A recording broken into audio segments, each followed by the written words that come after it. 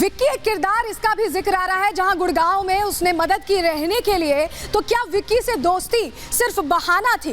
क्या इसके पीछे क्या वजह चली, वो जानकारी आपके सामने रख देते हैं। साजिश का सिर्फ ठिकाना गुड़गांव था। 2 दिन तक देखिए विक्की के घर पर ये तमाम आरोपी एक साथ रुके थे। विक्की के घर पर रहकर ही सेंधमारी की जो साजिश है वो तैयार की गई थी, पूरी प्लानिंग की गई थी। विक्की को अब सरकारी गवाह पुलिस बना सकती है। विक्की को पूछताछ के लिए बुलाया गया था, लेकिन उसके बाद उसे छोड़ दिया गया और ऐसे में कहा जा रहा है कि विक्की के घर पर अभी ताला लगा हुआ है। विक्की मौजूद नहीं है, लेकिन वो सरकारी गवाह बन सकता है।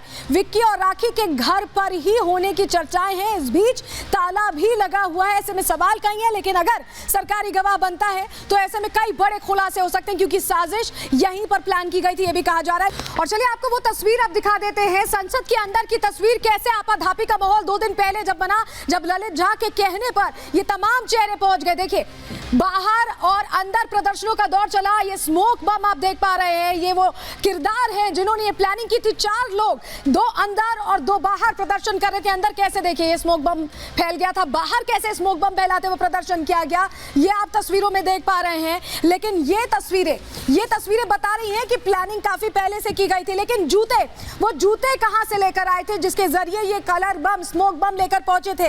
अब आपको जल्दी से चलिए बता देते हैं। देखिए कलर स्मोक बम छिपाने के लिए लखनऊ से ये जूते खरीदे गए थे और जूते में कैविटी के लिए एक्स्ट्रा रबर लगाई गई थी, यानी उसमें जगह बना दी गई थी। सागर के बाएं पैर के जूते में कलर स्मोक बम को छुपाया गया था। दाएं पैर के जूते की सोल को काटकर उसे बड़ा किया गया, यानी इतनी जगह बनाई गई कि उसमें बम छुपाया जा सके। जूते की जो कैविटी बनवाने के ठिकाने की जानकारी अब तलाशी जारी, खंगाली जा रही है। जानकारी मिल गई है, सागर ने हल्के खाकी रंग की जुराबें पहनी थी और इसमें जगह बनाकर स्मोक बम रखा था। जांच से बचने के लिए खाकी जुराबें पहनने का शक जाहिर किया जा रहा है। यूपी एटीएस भी सागर की भूमिका की जांच कर रही है, यानी यूपी एटीएस भी समझने की कोशिश कर रही है कि आखिर सागर ने ये पूरी प्लानिंग कैसे की।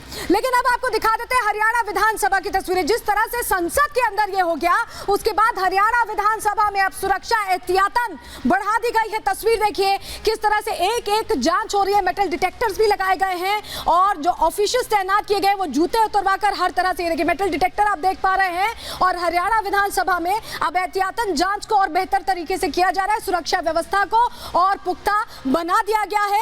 यहां जांच हो रही है। तो क्या क्या बदलाव किए गए हैं, कैसे अब सुरक्षा बढ़ा दी गई है हरियाणा विधानसभा में संसद की इस घटना के बाद, अब वो जानकारी आपके सामने चलिए जल्दी से रख देते हैं। हरियाणा विधानसभा में भी सुरक्षा व्यवस्था को पुख्ता कर दिया गया है और मजबूत कर दिया गया। हमने आपको तस्वीरों में भी दिखाया।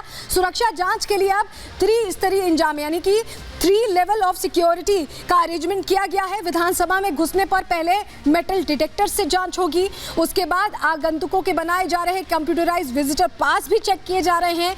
विजिटर्स को सदन में सामान लाने की इजाजत नहीं है, किसी भी तरह का सामान नहीं ला सकते, ये स्ट्रिक्टली डायरेक्ट कर दिया गया है। और ऐसे में अब हर लेवल पर जांच होने के बाद ही हरियाणा विधानसभा के अंदर जा पाएंगे।